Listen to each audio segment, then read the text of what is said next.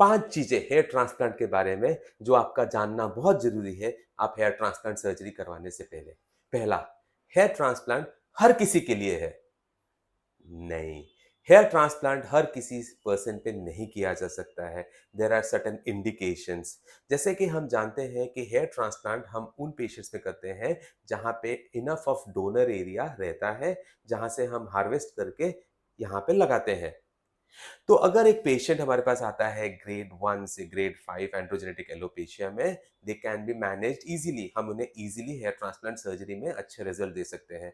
जैसे ही ये ग्रेडिंग 6-7 को जाती है, यहाँ पे बहुत ही ज़्यादा इफेक्ट करता है आपका डोनर एरिया कैसा है। अगर आपका डोनर एरिया बहुत स्ट्रांग है, मतलब कि आपके पीछे के बाल, इनकी डेंसिटी बहुत स्ट्रांग है, आपकी बियर्ड बहुत स्ट्रांग है और आपके चेस्ट के बाल बहुत स्ट्रांग है, तो we can deliver better results.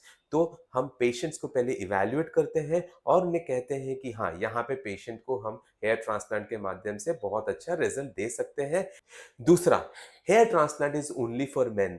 खाली आदमियों में ही हेयर ट्रांसप्लांट किया जाता है। Wrong, wrong. हेयर ट्रांसप्लांट हम फीमेल्स में और या लेडीज में जिनकी थिनिंग हो जाती है यहाँ पे, जिसे हम स्केल में 1 2 3 से नापते हैं, उन स्केल में जैसे 2 और 3 स्केल कहते हैं, जिसे हम लुडविक स्केल कहते हैं, इन स्केल्स में हम हेयर ट्रांसप्लांट कर सकते हैं। तीसरा, hair transplant affects your brain. Brain को हेयर ट्रांसप्लांट से बहुत ही ज्यादा नुकसान पहुंचता है। दोस्तों, हमको ये एनाटॉमी समझना बहुत ज्यादा जरूरी है कि जो हमारी ब्रेन होती है, एक स्कल के अंदर लॉज्ड होती है। स्कल एक बोन होती है जो कि बहुत थिक रहती है और ब्रेन उसके अंदर रहती है। स्कल के ऊपर 5 लेयर्स होते हैं जिसे हम स्कैल्प के नाम से जानते हैं, SCALP। हम जब हेयर ट्रांसप्लांट करते हैं तो ये ऊपरी 2 या 3 लेयर्स में ही किया जाता है।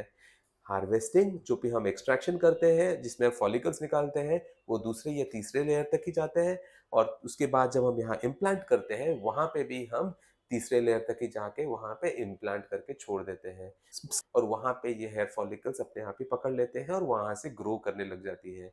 तो यहाँ पे ब्रेन का बहुत ही ज्यादा कोई कनेक्शन नहीं है, because as I said brain is lost inside the skull. चौथा चीज, हेयर ट्रांसप्लांट बहुत ही पेनफुल होता है। ये बहुत सारे पेशेंट्स हमें आके कहते हैं कि हेयर ट्रांसप्लांट सर्जरी है, बहुत ही ज्यादा पेनफुल है। Friends, I have to tell you this कि हेयर ट्रांसप्लांट एक बहुत ही इजी तरीका है। It's a very easy going process for the patient. हाँ, हालांकि पेशेंट को बहुत ही लंबे हद तक ओटी टेबल पे रहना पड़ता है, 6 से 8 घंटे तक, because you have to understand कि हेयर ट्रांसप्लांट में हमें एक एक फॉलिकल्स को रेसिपिएंट एरिया में डालना पड़ता है आफ्टर हार्वेस्टिंग, निकालने के बाद फ्रॉम द डोनर एरिया, या तो पीछे हो या तो बियर्ड हो। तो it's a very long process, जैसे मैंने बताया 6 से 8 घंटे का होता है। और दूसरी चीज, जब हम करते हैं ये लोकल एनेस्थीसिया में करते हैं।